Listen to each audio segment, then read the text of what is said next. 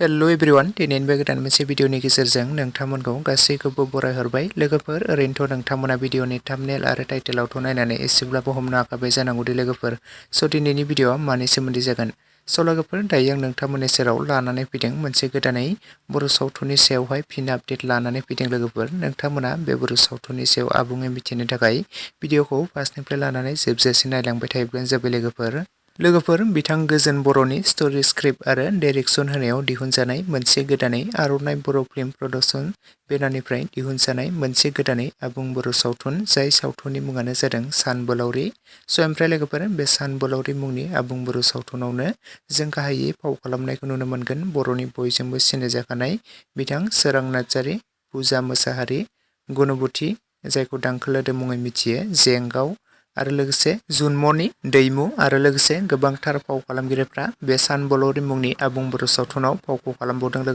लोगोफोर नोंथांमोनाथ' बे सानबोलावरि आबुं बर' सावथुनखौ दाखालिसो पार्ट 1 निफ्राय लानानै पार्ट 4 सिम गोबाङानो नायखाबायमोन आरो नुखाबायमोन जानांगौ दे आरो नोंथांमोना गोबाङानो बे बर' सावथुनखौ नायखाबाय आरो नुखाबाय पार्ट 4 सिम ओमफ्राय लोगोफोर आरो नोंथांमोना बे सानबोलावरि आबुं बर' सावथुननि एपिसड 5 खौ जोबोरैनो नायनो थाखाय एक्साइटेड जाना दंमोन जानांगौ गोबाङानो कमेन्ट्सबो खालामदोंमोन माब्ला रिलिज खालामगोन होननानै स' लोगोफोर बे सानबोलावरि आबुं बर' सावथुननि एपिसड 5 बा पार्ट 5 खौ दाखालिसो रिलिज खालामनानै होबाय दे लोगोफोर जुदि दासिमाव नोंथांमोना सोरबाफोर बेनि पार्ट 5 खौ नायालासिनो थादोंब्ला बयबो आर'नाइ बर' फिल्म प्रडाक्शन चेनेलावहाय बयबो नोंथांमोना थांनानै नायहैब्लानो जाबाय दे लोगोफोर आरो सोर नोंथांमोना बे सानबोलावरि आबुं बर' सावथुननि एपिसड 5 खौ नायखो आरो नायनानै माबोरै मोनखो बयबो कमेन्ट सेक्सनाव लिरना फोरमायहरदो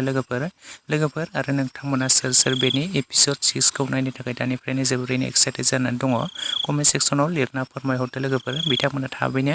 बेनि एपिसड 6 खौबो थाबैनो रिलिज खालामनानै होगोन नोंथांमोना नायनो थाखाय एसे नेनानै थाथ'योब्लानो जाबाय लोगोफोर लोगोसे नै दासिमनि सर्ट आपडेट भिडिअ बेखिनियावनो भिडिअखौ नायनानै जुदि नोंथांमोना एसेब्लाबो मोजां मोनोब्ला लाइक शेयार एन्ड कमेन्ट्स खालामना होयोब्लानो जाबाय लोगोसे चेनेलाव गोदानै फैदोंब्ला साबस्क्राइब खालामनानै खाथिनि बेल आइकनखौबो अल प्रेस खालामना लायोब्लानो जाबाय लोगोफोर जाहाथे नोंथांमोना बेफोरबायदिनो माखासे गोदान फुल मुभि मिउजिक भिडिअफोरनि आपडेटखौ थाबैनो मोनथिबाय थायो